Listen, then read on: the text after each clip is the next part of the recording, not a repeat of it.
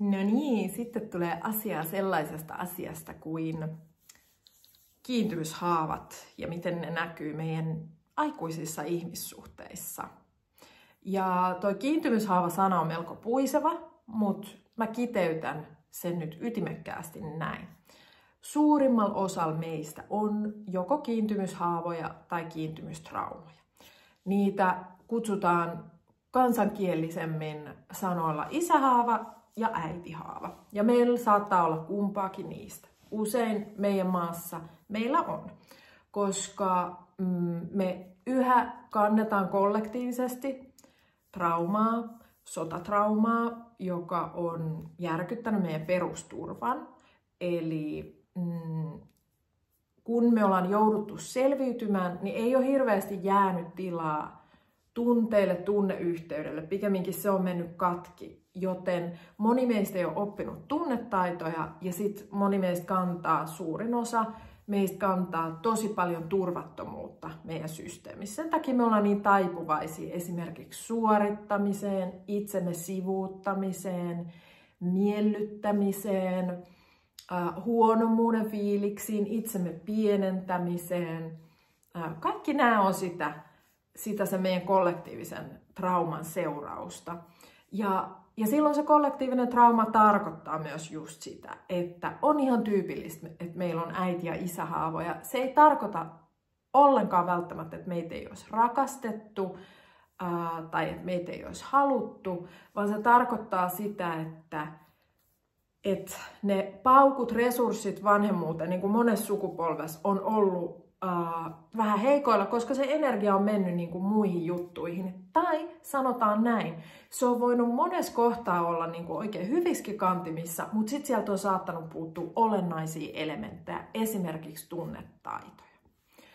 Ja okei, miten tämä sitten näkyy meidän ihmissuhteissa aikuisina, niin silleen, että me hirveän usein projisoidaan, eli heijastetaan toisiin ihmisiin semmoinen kaipuu asioista, joita vaille me ollaan jääty silloin meidän varhaisissa vaiheissa. Eli me vähän niin kuin alitajuisesti huomaamatta me odotetaan, että me saataisiin meidän aikuisissa ihmissuhteissa, myös työpaikalla, työelämässä, just parisuhteissa, ystävyyssuhteissa, suhteissa vanhempiimme, lapsiimme, että me saataisiin niitä asioita, mitä vaille me ollaan jääty, kun me ei olla opittu vielä ottaa meidän tarpeista ja tunteista itse ihan koppia. Ja tätä ei tarvitse oppia niin kuin yksin, ja suurin osa meistä tarvitsee siihen hyvää terapeuttista apua ja työkaluja, tunnetaitoja, sisäisen turvan taitoja.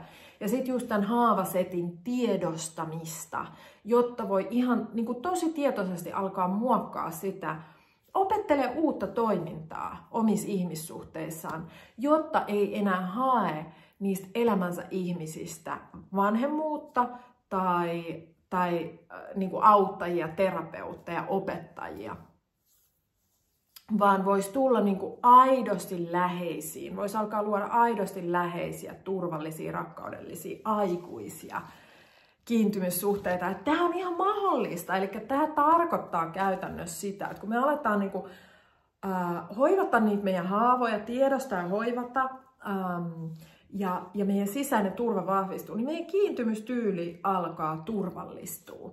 Ja tämähän on ihana uutinen, koska suurin osa meistä suomalaisista, meillä on turvaton kiintymystyyli. Tosi monella meistä. Totta kai sitä voi turvallistaa, sitä kiintymystä, nimenomaan ihan missä tahansa vaiheessa elämää. Eli se on niinku se ihana juttu. Mutta sitten täytyy niinku oikeasti uskaltaa alkaa kohdata niitä kipeitäkin haavoja omassa systeemissä. Ja se ei vielä riitä, että me tiedostetaan niitä meidän haavoja, vaan meidän täytyy nimenomaan oppia toimia toisella tavalla. Ja okei, nyt mä pääsen siihen, mä menen niin kuin ytimekkäästi siihen, että no miten se sitten voi näkyä, että me just etsitään vaikka parisuhteessa itsellemme niin kuin hoivaa ja vanhempaa sen sijaan, että me oltaisiin menossa siihen niin kuin tasavertaisena, niin jos mulla vaikka on isähaava ja mä en ole kokenut että mulle ollaan tunnetasolla läsnä silleen, että mulle tuodaan turvaa ja mulla on semmoinen fiilis, että on mun mikä vaan tilanne, niin mä voin aina emotionaalisesti kääntyä ton hoivaajan puoleen. Ja mä voin aina saada tukea ja turvaa ja sitä tunnetta, että hei, että kaikki on ihan jees ja mene vaan niin kuin maailmaa kohti, elämää kohti. Kuuntele sitä, mikä sulle on oikein, mikä susta ei tunnu hyvältä ja opi rajaamaan sen mukaan. Jos mulla on isähaavaa, mulla on niin kuin haava siitä, että mä en välttämättä ole turvassa, mun täytyy ponnistella hirveästi, esimerkiksi vaikka pitääkseni itteni taloudellisesti turvassa tai mä en voi ihan luottaa toisiin ihmisiin, niin sitten mä ikään kuin haen ihmissuhteista vähän niin kuin kompensaatiota tälle. Mä saatan niin kuin alitajuisesti toivoa, että se mun kumppani vaikka tai mun ystävät on tosi turvallisia ja ne on sellaisia, että ne on niinku vahvoja ja ne liidaa ja sit mä voin ihanasti vaan tulla täällä ja vihdoinkin mä tuun niinku nähdyksi ja tuetuksi ja kuulluksi sellaisena kuin mä oon ja mun ei aina tarvi olla se vahva ja reipas. Mut sit mä oon myöskin omaksunut sellaisia vahvan ja reippaan toimintamalleja, jotka blokkaa.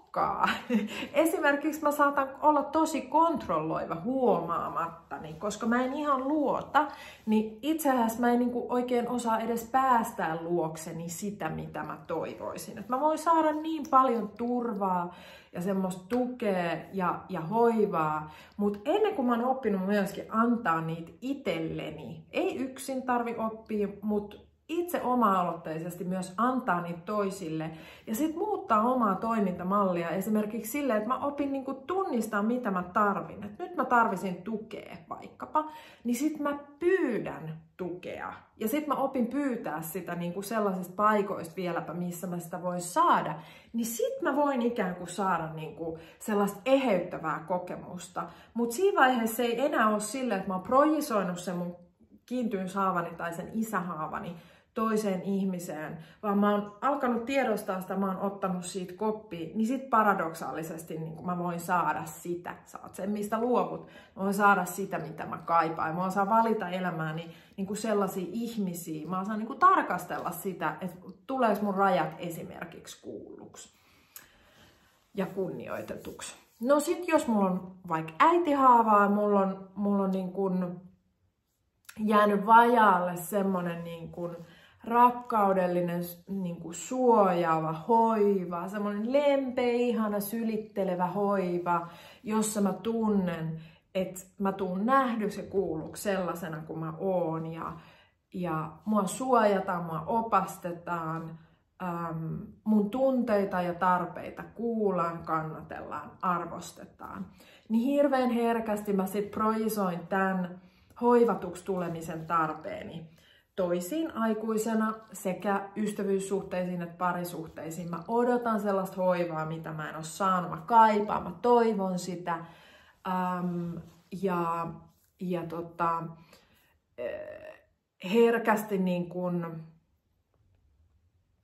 Herkästi hakeudun ihmissuhteisiin sellaisella tavalla, jossa mä esimerkiksi oon vähän niin kuin semmoinen, heittäydyn välillä vähän niin kuin sellaiseksi pikkutytöksi tai pikkupojaksi, joka niin kuin möksöttää ja joka kauheasti haluaa sitä hoivaa, mutta ei välttämättä esimerkiksi osaa oikein kiittää siitä tai antaa sitä samalla tavalla toisille. Tai jos mä koen jossain kohtaa jääväni vaikka vaille sitä, vaikka mulle annettaisikin sitä paljon, mutta jos sitä ei tule niin paljon kuin mä haluaisin, koska se on vähän se täyttymätön kaivoefekti, niin sit mä niinku möksötän ja sit mä vielä enemmän niinku heittäydyn vähän sinne pikkulapsen tilaan.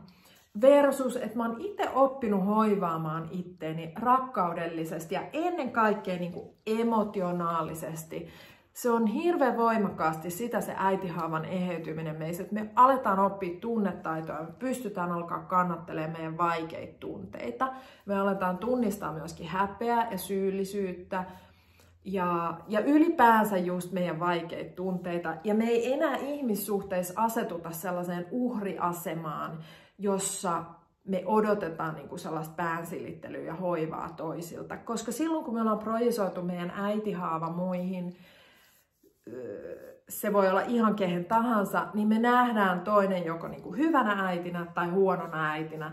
Hyvä äiti antaa meille sitä, mitä me halutaan ja tarvitaan, ja niin kuin sukii ikään kuin vastakarvaa tai sitten myötäkarvaa ja miellyttää ja niin kuin on semmoista mukavaa ja harmonista ja ihanaa. Ja huono äiti on semmonen, joka tuo vaan omia juttuja ja on vähän niin kuin kylmä viileä meille. Et nyt se ei niin kuin enää annakaan meille niin paljon sitä hoivaa, kun me ollaan tarvittu ja kaivattu.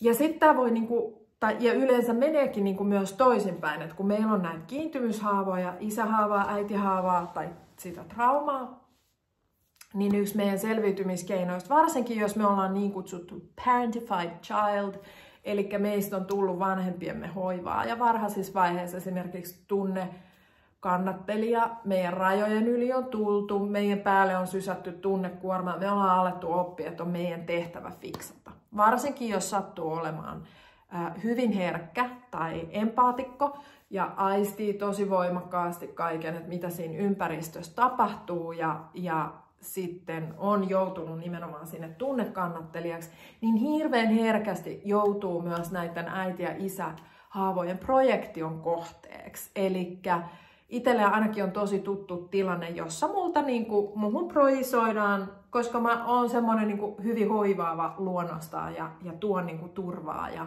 ja arvostan harmoniaa, niin sitten niinku ihan huomaamatta ihmiset herkästi alkaa niinku odottaa multa sitä, tuomatta sitä niinku vastavuoroisesti takaisin. Ja se on mulle itselle ollut tosi iso juttu ihmissuhteissa, oppi purkaa, niinku käydä näitä, eheyttää näitä haavoja itsessäni ja oppi purkaa niihin liittyviä toimintamalleja. Esimerkiksi sitä kannattelua tai sitä, että kun mä huomaan, että nyt muhun alkaa projisoitua sitä haavaa, niin mä esimerkiksi rajaan tai jossain tapauksessa otan sit etäisyyttä, jos mä näen, että toinen ei samalla tavalla pura sitä omaa haavakaavaansa sieltä. Mutta sitten toisaalta se on myöskin niinku mahdollistanut sen, että kun mussa on nämä haavat pikkuhiljaa eheytynyt enemmän, niin myöskin sellaiset huikean läheiset, tasa-arvoiset, vastavuoroiset, aikuiset ihmissuhteet on todella mahdollistunut, missä toimii rajat ja missä toimii kommunikaatio tosi hyvin ja niinku semmoinen niinku hyvällä tavalla vuorotellen toistemme tukeminen ja kannustaminen ja kuuleminen, mutta se perustuu just siihen, että kummallakin osapuolella on niinku yhteys omiin tunteisiin ja omiin tarpeisiin, eli niitä ei ole ulkoistettu toisten kannateltavaksi. Se on just se paradoksi, että silloin me voidaan ihmissuhteissa myös todella saada niitä asioita, mitä me niin kaivataan, kun me ei enää ikään kuin sieltä vähän uhriuden tilasta, joka on yleensä hirveän huomaamaton. Mä tiedän, että tuo uhrisana on yleensä aika provosoiva, mutta sillä mä tarkoitan niinku sitä, että kun me ollaan jääty vähän sinne lapsen tilaan, jossa me odotetaan, että meidän tarpeet täyttyisi ulkopuolelta, kun me luullaan, että ne ei ole täyttymisen arvoisia, niin sitten se paradoksi menee niin, että me ollaan ikään kuin riippuvaisia toisista. Että me saataisiin lohtua ja hoivaa ja jotenkin turvaa, kaikkia niitä asioita, mitä me tarvitaan. Versus, että me aletaankin niinku voimautua itse, kannattelee itseämme, ottaa koppiin. Mutta tämä just ei tarkoita, että yksin. Mutta tämä juuri, että me työskennellään meidän äiti- ja isähaavojen kanssa, niiden projektioiden kanssa me aletaan näkee sitä, että mitä kaikkea me ollaan projisoitu toisia. Meistä kaikki oikeastaan tekee tätä. Et se ei ole mikään, niinku, se ei haittaa, se ei ole mikään vääryys, mutta jos me halutaan niinku aidosti syvästi läheisiä, rakkaudellisia ihmissuhteita, ja niin kuin sitä, että meidän elämänvoima vapaasti virtaa meidän oman elämän hyväksi, eli ei sille, että meillä on aina sellainen tunne, että elämä vaan vähän niin kuin menee ohi ja milloin se oikeastaan alkaa, vaan me todella eletään meidän omaa elämää. Mutta kumminkin sille, että me ollaan niin kuin synkäs itsemme kanssa, meidän ei tarvitse väistellä näitä haavoja, me voidaan kohdata niitä. Niin se todella mahdollistaa rakkaudelliset aikuiset ihmissuhteet. Ja tämä on myös niin kuin hirveän olennainen juttu just niin kuin siinä, että että kun me tunnistetaan, että meihin on projisoitu ja me projisoidaan, niin me voidaan oppia purkaa niitä dynamiikkoja. Eli tämä ei tarkoita mitään, että nyt täytyy lopettaa ne kaikki ihmissuhteet saman tien ja ei voi enää mennä yhteenkään ihmissuhteeseen, vaan pikemminkin päinvastoin. Että sitten kun me vaan niinku aletaan hiffaa, että hei, että mitä mä voin tehdä toisin, niin se alkaa myöskin muuttaa niitä dynamiikkoja. Ja nyt jos sua inspiroi tää tematiikka, niin lämpimästi tervetuloa mun Haava-iltaan. Mä pidän mini-online workshopin taas.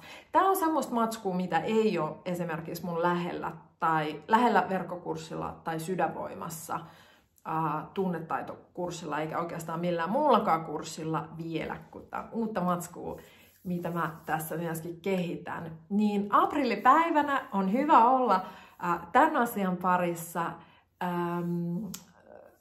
Tiedossa on siis tämmönen mini-online workshop Zoomissa.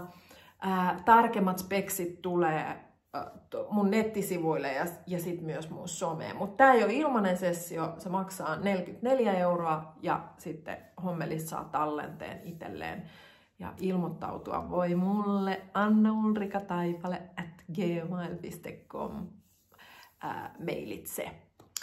Toivon, että sait jotakin tästä videosta irti. Mä tuun avaamaan vielä lisää tätä ennen sitä sessiota, tätä tematiikkaa, että mistä tässä on kysymys, koska tää on niin laaja-alainen homma. Ihana asia todellakin on se, että tätä voi itsessään eheyttää. Oikeastaan ihan siis missä iässä vaan. Ja se mullistaa meidän ihmissuhteita.